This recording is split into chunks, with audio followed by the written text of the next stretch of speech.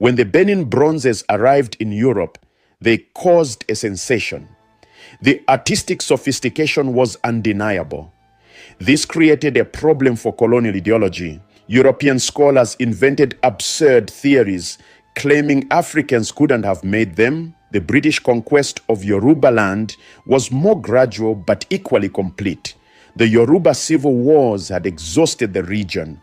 The British positioned themselves as mediators. The standard colonial narrative portrayed African societies as primitive and lacking governmental sophistication.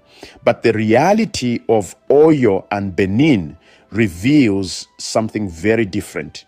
Consider Oyo's constitutional system.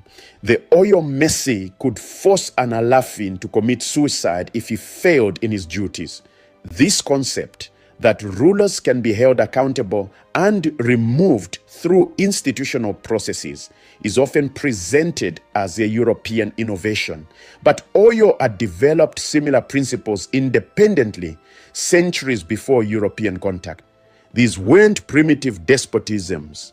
These were sophisticated political systems that managed competing interests and created mechanisms for succession and accountability. The narrative shifts from we were primitive and needed civilization to we had sophisticated civilizations that were violently destroyed. They prove that complex state organization, sophisticated art and economic development were not European monopolies.